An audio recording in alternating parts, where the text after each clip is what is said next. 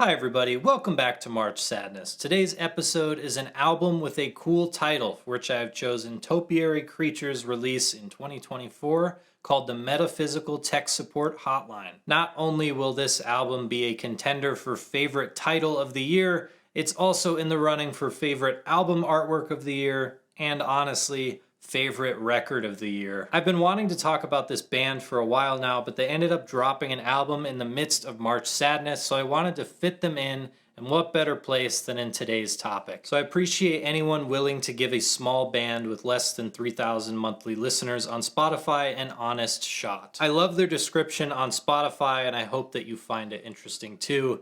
A maximalist punk rock band based out of Nashville, Tennessee. Their sound takes the grit and emotion of the emo revival movement and reimagines it through a kaleidoscope of eclectic instruments topped off by lyrics that dare to be as poppy as they are incisive. If you're a fan of the band Teen Suicide or Glass Beach, you'll probably dig Topiary Creatures. This band is slightly more accessible, slightly less experimental, but even more exciting in my opinion. And if you are entrenched in pop punk and emo like I am, this album is sure to sound very fresh to you. A distraction as much as my phone is. The Metaphysical Tech Support Hotline has an expansive track listing from ethereal emo to hardcore to indie rock.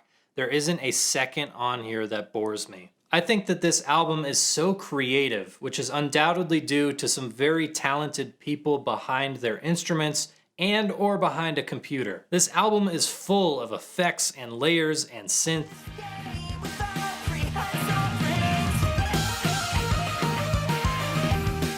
And Topiary Creatures use all of the tools at their disposal to be as creative as possible. And they give us this very full, and I'll steal their word here, maximalist listening experience. But not once do I feel that this album goes overboard or tries so much that it just becomes a mess. I'm looking at you, Plastic Death. I still love that album though. The Metaphysical Tech Support Hotline feels very intentional and is one of the few times where I can say if there were no vocals or lyrics, I would enjoy this album almost as much. Thankfully for me though, there are vocals and there are lyrics, and that's what catapults this record into the stratosphere for me. There are two vocalists here, Bryson and Elizabeth. There were hints of dual vocals on their previous album, which is also fantastic by the way, but Elizabeth plays a much larger vocal role on the Metaphysical Tech Support Hotline. There's a holographic some itinerant light flashes Morse code from the blue sky and it calls alive. The vocal handoffs and harmonies are beautiful and the deliveries make me emotional. Sometimes the vocal switch-ups are so abrupt that it's like they both recorded the same part and they swap vocal tracks in a split second.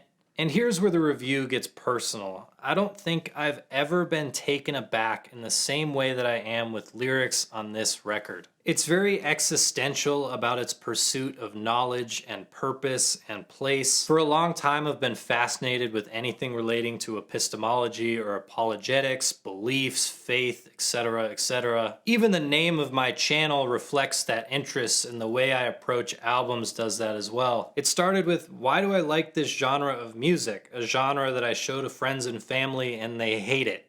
Can I even explain to myself why I like X album by Y band? Whether or not I've done a good job at convincing others, I've developed a sense of what I do like in music and why I connect with certain albums over the course of not only this entire channel, but especially in this March Sadness series. That is small potatoes compared to what this album is exploring, but it's why I'm connecting to this album so much. This album feels like it takes place a decade after someone went, you know what, I have no idea what I believe or why. Over that time, they chiseled away until they were left with something resembling a core belief system. The anger is gone for the most part, and this album is reflecting on that journey of knowledge, that process, and the consequences.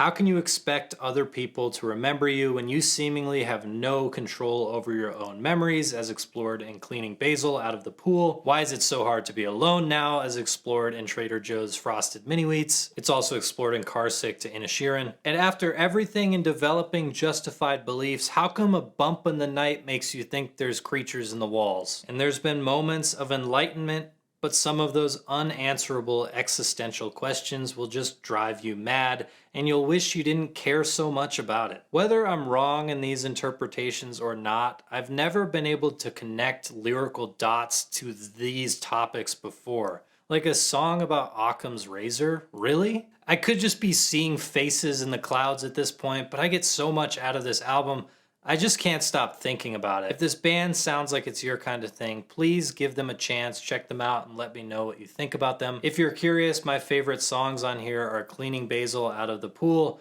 Trader Joe's Frosted Mini Wheats, and Worms. Thank you so much for being here for this episode of March Sadness. Be sure to check out the previous episodes in the playlist here, and I hope to see you tomorrow for the next installment. Thanks for watching.